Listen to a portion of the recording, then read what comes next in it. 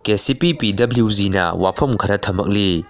Kangleipak Communist Party PWG MC Unification PRO singkhai nganbana ngasi thandurakpa serol amada Gotimayum Priyanka amadi imung manungna lupta sangjaraktrabadi akanba serak pidagani hairi. Serol asina hai haukiba numit kharani gi mamangda lalhaulup asina fataba thabak satharambagi damak lupta sangjaraknaba khangankhrabasu ngasi phawbada Thauban district tagi Babu Kaithen Thong Ahanbidagi Gotimayum Priyanka masagi sahi kunmanga apokpa Ji Priyo sangjaraktriba asi athuba matamda sangjaraktrabadi lupna mahak amasung mahaki imung manungda akanba ahakpa mawongda khut tharagani hairi.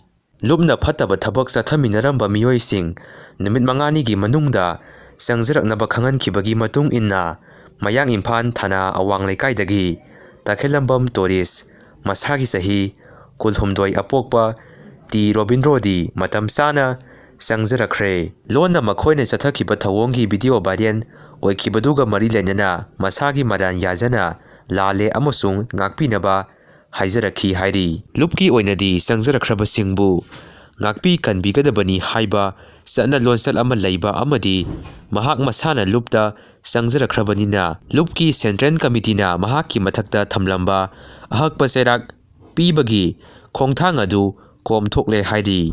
Adumakpu makha tana mahakna miyoibagi nupi oibigi amadi kanglei khunai mangnaba asigumba thabak tawruklabadi ahakpa serak pibada masana yajare haina lupta asetpa thajaba thamlamki. Lupta sangjaraga masagi maran yajaraba touristi lupna tekta kaidana imung manunggi miyoisingda khusinakhre hairi.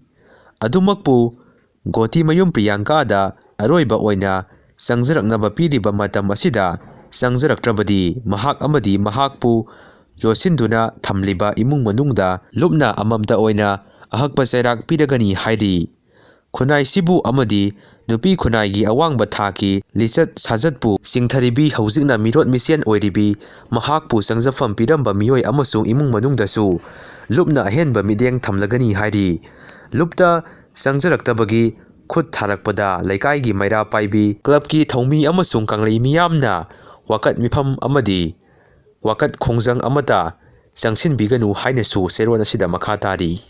IDP singdi mayumda haningle marakta leiba kharana irang saganaba honaduna leiri haina MLA Yumnam Khemchana phongdokhre. Ngakpiba amadi kaukthoknabana tangduroitaba purakpa ngamgani haina Thongju AC gi MLA T H Bisorjina phongdokhre. Manipurgi integrity kaheloi haiba center gi wafam yamna mayek sengi haina Hairok AC gi MLA T H Radhesyamna phongdokhre. Monoida bom pokhaiduna angang ahum sokibadu Kukina maitaidi Thangjili maitaida lana uhonanaba hotnaba to'u United Committee Palen. Kuki singna maitai sing buffer zone lansilakpa yaroi haiduna protest tawkhre.